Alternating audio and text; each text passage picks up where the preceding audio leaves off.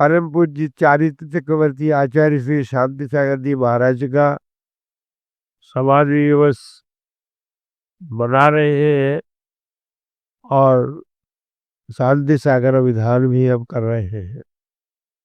बंधु, हमने सौभाग्य से ऐसे आचार्य वरिष्ठ को प्राप्त किया है जो पद्माचार्य तो थे ही, लेकिन जिन्होंने अपने जीवन से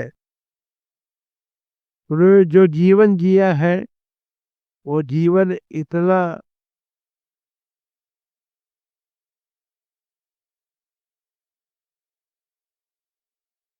जीवन ऐसा था उनका कि उन्होंने अपने जीवन को जी करके चारित्र की ऐसी महान छोड़ करके गए हैं कि आज हम सब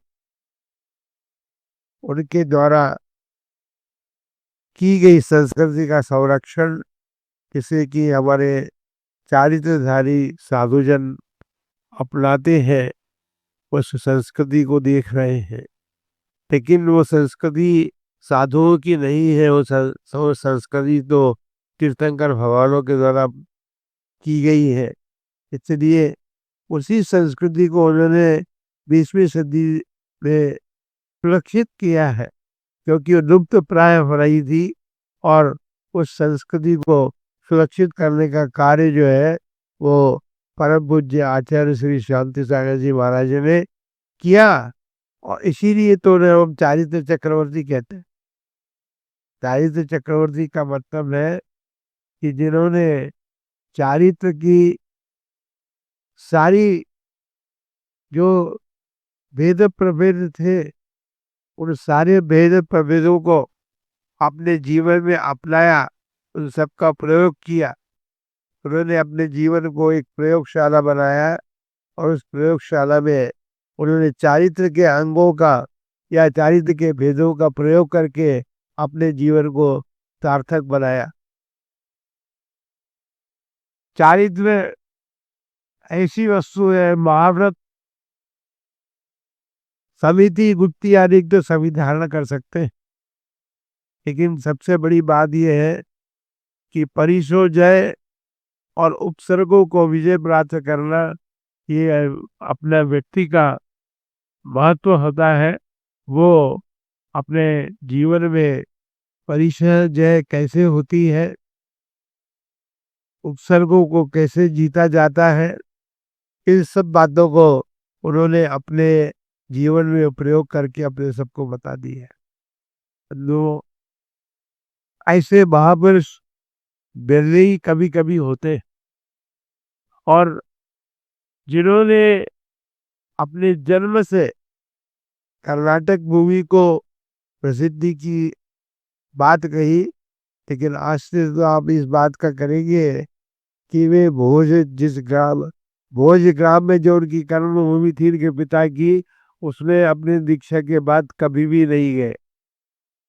ये बड़ा आश्चर्यकारी बात तो नहीं है, लेकिन ये अनुकरणीय बात है कि उनको जब उन्होंने भोज ग्राम को छोड़ा और दीक्षा लेने के लिए तैयारी की, तो फिर उन्होंने भोज ग्राम को याद भी नहीं किया। आज देखा जाता है कि अपने श्रावक जन भी जो है बड़ी प्रेरणा देते हैं कि महाराज चलिए उस भूमि में चलिए, उनको प्रेरणा नहीं दी गई, प्रेरणा देने वाले उनको भी मिले। लेकिन वो जब त्याग कर दिया, जन्मभूमि को त्याग दिया, जन्मभूमि के अतिरिक्त परिजनों का त्याग कर दिया। मैं एक बात सब आश्चर्यकारी लगती है कि जब आचार्य श्री चातुर्मास कर रहे थे एक स्थान पर, तो उनकी बहन कृष्णाबाई जो उनके साथ हमेशा स्तंभ लेने जाती थी और उनके भोजनालय की व्यवस्था बनाती थी, वो चौका लेकर के जब आई तो 1 महीना बीत गया, लेकिन आचार्य जी का उसके आहार नहीं हुआ। आचार्य जी जब उनके आहार करने नहीं गए तो लोगों ने प्रेरणा दी कि तुम एक बार महाराज को कह दो कि महाराज मैं चौका लेकर के आई हूँ। आज तो हमारे जब चौका लेकर के आने वाले लोग हैं महाराज, तो वो तो तारीख बता दें कि हम 22 तारीख को वापस जाएंगे। अब उन्होंने बहन ने 1 महीने प्रतीक्षा की कि मेरे यहाँ किसी प्रकार से आचार्य श्री का आहार हो जाए, लेकिन नहीं हुआ। और वो गई भी नहीं महाराज के पास कहने के लिए। लोगों ने बहुत प्रेरित किया उसको, लेकिन वो नहीं गई। एक साल की वो भी जानती थी, बुरी महाराज की चर्या को जानती थी, और आचार्य श्री की चर्या को उसने अनुभव किया था कि भाई किसी को कहने से तो आहार होता नहीं है मन में।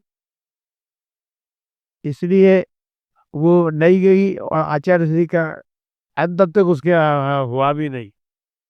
ये देखिए आप कि नहीं तो महाराज के मन में भी तो आ सकती थी ना। आज के महाराज होते तो 20वीं 21वीं शताब्दी के महाराज होते तो आ जाता मन कि भाई इतनी दूर से आए हैं, कुटुंबीजन आए हैं, तो ये इनके यहाँ हार हो जाए। तो वस्तु स्थिति ये है कि उन्होंने आचार्य श्री ने कुटुंबीजनों का और अपने जन्मभूमि का मोह इस प्रकार त्याग दिया था, वो कि उनको अपने आत्म कल्याण के लिए उन्होंने दीक्षा धारण की थी। उन्होंने मोह के कारण या मोह को बढ़ाने के लिए दीक्षा धारण नहीं की थी। शरीर का व्यामोह भी इतना बड़ा होता है कि शरीर के व्यामोह में हम कुछ भी करने के लिए तैयार हो सकते हैं। अपन देखते हैं गृहस्थों को, डॉक्टरों के पास जाते हैं, कहाँ कहाँ जाते हैं, क्या क्या करते हैं, लेकिन उनके जीवन में नाना प्रकार की स्थितियां परिस्थितियां बनी, पर उन्होंने अपने संयम रूपी निधि को छोड़ त्यागने का कभी प्रयत्न नहीं किया। एक क्षण के लिए भी संयम रूपी निधि को भूलते नहीं थे। जिस प्रकार से गृहस्थ जन जो है अपनी तिजोरी में रखे हुए धन को भूलते नहीं है ना। तो आचार्य श्री जी अपने जीवन में तिजोरी कौन सी थी उनके पास? तो जो तिजोरी का कार्य तो उनका शरीर कर रहा था, और संयम आत्मा में धारण किया था आत्म कल्याण के लिए। इसलिए उन्होंने अपने संयम रूपी धन की रक्षा के लिए ये ऊपर की वो जो जागृत करने वाली बातें हैं, इन सब का त्याग किया था। बंधुओं, आज इसीलिए तो हम उनको याद कर रहे हैं। 100 वर्ष तो हो गए, लेकिन 100 वर्ष तो आचार्य पद को हुए हैं। उन्होंने तो 1872 में जन्म लिया था। 1872 में जन्म लिया था, तो आज 121वीं जन्म जयंती तो भाई पहले बन चुकी। आज इतने वर्षों के बाद भी आज उनको याद क्यों किया जा रहा है, उनके गुणों का स्मरण क्यों किया जा रहा है? क्योंकि उन्होंने अपने जीवन को जिस प्रकार से जिया उस प्रकार से, क्योंकि समाधि हुए भी उनको 80 वर्ष के करीब हो गया। उन्होंने 1872 में अपनी आंखें खोली थी, अर्थात पृथ्वी में जन्म लिया था, तो लोगों ने उनकी जन्म की खुशियां मनाई थी। ननिहाल में जन्म हुआ था उनका। और उसके बाद उन्होंने कुंडलगिरी में जब इस जीवन के अंत को प्राप्त किया, अर्थात उनकी आंखें बंद हो गई, तो सबने कहा कि महाराज की समाधि हो। लेकिन जन्म से लेकर के समाधि के बीच में उन्होंने जैसा जीवन जिया था, आज यदि हम उसको सुनते हैं, पढ़ते हैं, तो आह्लाद एक प्रकार का होता है कि हमने ऐसे गुरुदेव को प्राप्त किया जिन्होंने जैन धर्म की पताका को या जैन धर्म की शिक्षा को बहुत ऊंचे स्थान तक पहुंचाने का प्रयत्न और पुरुषार्थ किया था। देखिए, बड़ी बड़ी सल्तनत, बड़े बड़े राज्य होते हैं। उन राज्यों में आज के समय में, जबकि हम स्वतंत्र भारत में रह रहे हैं, लेकिन अभी स्वतंत्र भारत के लोगों में अभी ये हिम्मत नहीं है कि जनता के सामने खड़े हो, सरकार के सामने खड़े हो सकते हैं आप तो जैन जैन लोग तो हो ही नहीं सकते। बाकी सब हो सकते हो रहा है जो भी, लेकिन जैन लोग नहीं खड़े हो सकते। ये बात पक्की है क्योंकि हम अहिंसावादी है ना। हाँ, अहिंसा धर्म का पालन करने वाले। लेकिन अहिंसा धर्म का पालन करने वालों को ये मतलब नहीं है। आचार्य श्री भी तो अहिंसा अकेले अकेले संस्कृति पर, मंदिरों पर आए हुए आक्रमण को उन्होंने अहिंसा महाव्रत का पालन करने वाले थे, लेकिन उन्होंने उस बात के लिए अनशन किया। लोगों ने उनको समझाने का बहुत प्रयत्न किया, कई गोष्ठी में ये सब बातें हुई है। तो उनको समझाने का प्रयत्न किया, बड़े नासमझ है महाराज, आपस में चर्चा करते थे लोग, ये नासमझी के काम कर रहे हैं, इनको पता भी नहीं है कि सरकार के सामना किया जाता है क्या। लेकिन आचार्य श्री अपने व्रतों पर, अपने नियम पर दृढ़ रहे। एक दो दिन नहीं, 1105 दिन तक अन्न नहीं खाना कोई सामान्य बात नहीं है। लेकिन उन्होंने अपने जीवन को होम दिया, संस्कृति के संरक्षण के लिए होम दिया। उन्होंने अपने जीवन में जो कुछ किया है, उन्होंने किया है, बोला नहीं है। उनके जीवन में करनी थी, कथनी नहीं थी। उन्होंने अपने जीवन में कभी कथनी करके अपने उसको कम करने का प्रयत्न नहीं किया, क्योंकि करने के वाले जो हैं वो कथनी यदि करते हैं तो उनका जीवन निम्नतम स्तर पर जाता है। उन्होंने जीवन में जो कुछ भी किया, भाषा समिति के संबंध में तो बात ही अलग है। हमें स्मरण आता है कि जब एक हमारे ही अपने अन्य साथी जो धर्म का परिपालन करते हैं, श्वेतांबर शब्द है उसके लिए, मैं थोड़ा सा शब्द का लेने में बहुत संकोच करता हूँ। तो बहुत बड़े वो भी थे, व्यक्तित्व था उनका भी। और जब आचार्य श्री उधर से निकल रहे थे तो उन्होंने कहा चलो आज एक सौभाग्य मिलेगा कि उनके दर्शन हम कर लेंगे। तो उन्होंने एक ही प्रश्न किया, केवल प्रश्न था उनका, और प्रश्न केवल विवाद के कोटि में जाना था वो। लेकिन आचार्य श्री बहुत दूरदर्शी थे। उन्होंने उनके वचनों को सुना। उन्होंने कहा कि आप हमें क्या मानते हैं, एक ही प्रश्न था केवल, आप हमें क्या मानते हैं। तो आचार्य श्री ने उनको उत्तर दिया, क्या मानते हैं कि क्या बात रही, हम आपका अपना छोटा भाई मानते हैं। कितनी बड़ी बात इसमें छिपी हुई थी। ये भाषा समिति का प्रयोग था, और भाषा समिति के साथ साथ वाद विवाद से बचने का भी बहुत बड़ा स्वभाव था कि हम आपको छोटा भाई मानते हैं, बस खत्म हो गई बात। वस्तु स्थिति है, परम तपस्वी थे, भाषा समिति के परिपालक थे। भाषा समिति तो साधुओं का एक अमूल्य जीवनचर्या है उनकी, कि उनके जीवन में भाषा समिति का अत्यंत प्रयोग होना चाहिए। कभी कभी ऐसी भाषाएं सुनने में आती हैं तो कभी कभी मन दुखी होता है कि ऐसी भाषाएं श्रावक जन भी करें या साधु जन भी करें तो उचित तो नहीं होता कि हम अपने भाषा पर भी यदि संयम नहीं रख सकते तो हमने संयम धारण किया किस लिए। भाषा समिति का अर्थ ही ये है कि हम अपनी भाषा वचन पर संयम रखें। तो उस बात को आचार्य श्री के जीवन से हम प्रेरणा ले सकते हैं कि वो अपने जीवन में अनेक उदाहरण है ऐसे उनके जीवन के कि जहाँ पर उन्होंने भाषा समिति को कभी छोड़ा नहीं, और उन्होंने अपने धर्म की रक्षा की है, संस्कृति की रक्षा की है। आज हम आनंद पूर्वक अपने मंदिरों के जो ताले खुले हमको मिलते हैं, हम उनके दर्शन करते हैं, वहाँ जाकर के पूजा करते हैं भगवान की, और आराधना करते हैं, जाप पे करते हैं, सब कुछ करते हैं।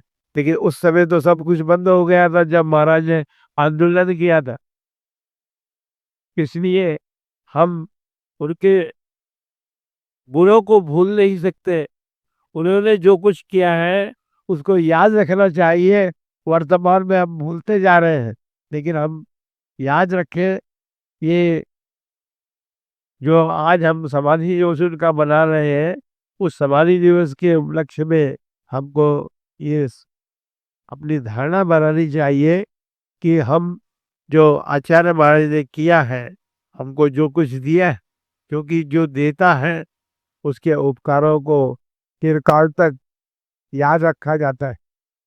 एक बहन भाई के लिए कुछ देती है या भाई बहन के लिए देता है तो उसको याद रखते हैं कि हमको हमारे भाई ने दी है, हमारे भाई ने दी है, वो कहते हैं हमारे बहन ने दी है, हमारे बहन ने दी है। लेकिन आखिर जो गुरुदेव थे उन्होंने तो हमको बहुत कुछ दिया है। हम उसको कब याद करते हैं? हम उसे भूल से गए हैं।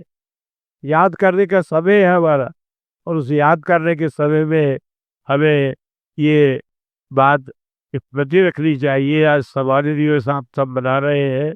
हम बहुत कुछ कहना कह सकते हैं, हमारे पास उनके जीवन संबंधी बहुत सारी सामग्री है, लेकिन गोष्ठी के अंतर्गत बहुत कुछ बातें कही गई जा चुकी है।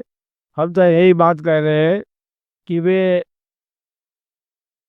रत्न के चूड़ामणि थे। उन्होंने रत्न से धर्म धारण किया था, और चूड़ामणि जो है एक बहुत बड़े आभूषण का नाम है। और वो रत्न से के चूड़ामणि आचार्य श्री ने अपने जीवन पर या जीवन के शिखर पर एक कलशारोहण किया था।